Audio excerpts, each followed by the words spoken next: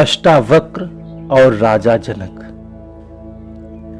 एक बार राजा जनक ने ऋषि मुनियों महात्माओं की सभा बुलाई।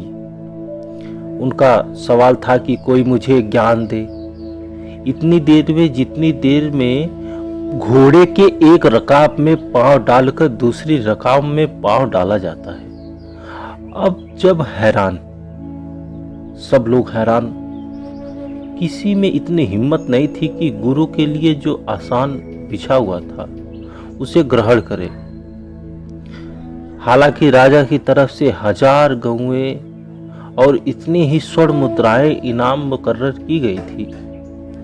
महर्षि अष्टावक्र, जिनके शरीर में 8 बल पड़े थे और इसलिए अष्टावक्र वो कहलाते थे, मगर वे अनुभवी महापुरुष थे। उस सभा में आए और आते ही गुरु के आसन पर बैठ गए। विद्वान और अनुभवी में बड़ा फर्क होता है। वह अनुभवी करके दिखा रहे थे कि हम अनुभवी हैं।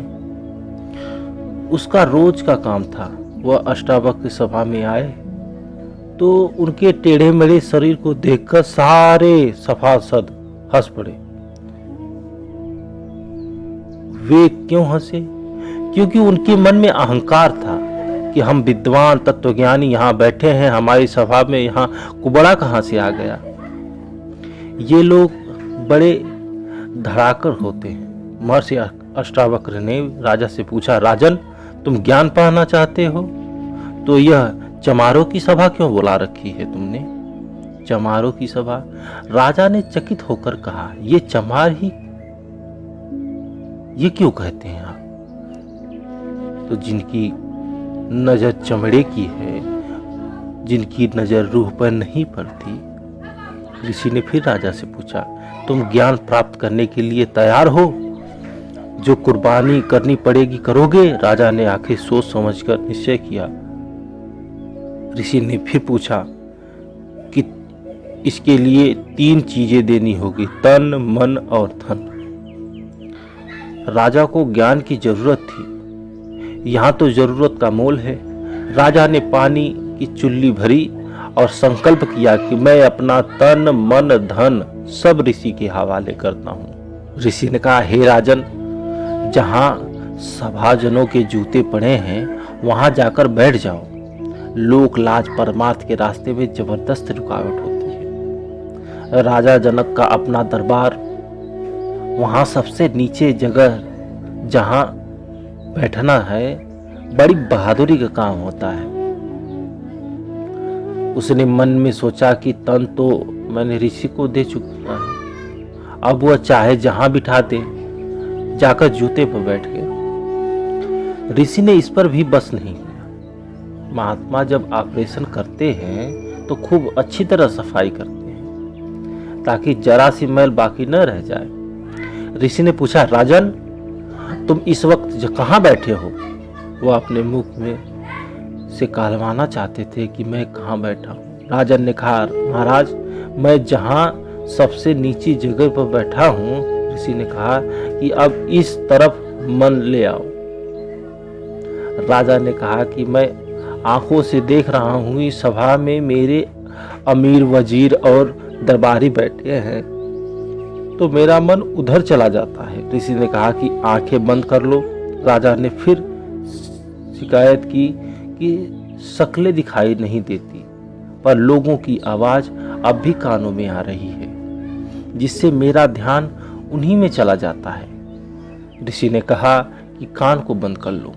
थोड़ी देर बाद ऋषि ने पूछा, राजन, तुम कहाँ हो? राजा जनक ने जवाब दिया, मेरी अवस्था उस कौवे की तरह है जो जहाज के मिस्तौल पर बैठा है और वहां से उड़ता है तो चारों तरफ पानी ही पानी देखता है और हार कर वापस जहाज पर आकर बैठ जाता है। मेरा मन भी बाहर दौड़ता है, कभी महलों में, कभी रानियों में, कभी धन दौलत में, कभी खजानों में। फिर भी मैं सोचता हूँ कि यहाँ कुछ तो मैं दे चुका हूँ। महर्षि बोले, राजन, तुम मन भी दे चुके हो। मेरे मन से फुरना न करो, सोचो नहीं, इसे अंतर में टिकाओ। ऋषि ने तवज्जो देकर राजा की सूरत को पिंड के ऊपर खींचा। उसके दर पर एकाग्रचित्त होकर बैठा। जैसे मक्खन से बाल निकाला जाता है, इसी तरह पूर्ण पुरुष अपनी तवज्जो का उभार देकर पलक झपकते में सूरत को पिंड से ऊपर ले जाते हैं। महर्षि अष्टावक्र ने जितनी देर मुनासिब समझा, राजा जनक को ऊपर रहने दिया, फिर नीचे उतार दिया। राजा जनक को ज्ञान हो गया। राजा जनक ने जवाब दिया, हाँ महाराज, ज्ञान का पाना यह है कि लेने वाला गवाही दे कि मुझे ज्ञान मिला। इसने किसी दूसरे की गवाही की जरूरत नहीं होती है। खुशकिस्मत है आप जिन्हें उस महापुरुष के चरण में बैठने का अवसर मिला। वह सदा आपके संग सहायक होते हैं। आप भले ही उसे छोड़ जाओ, वो आपको कभी नहीं छोड़ सकते।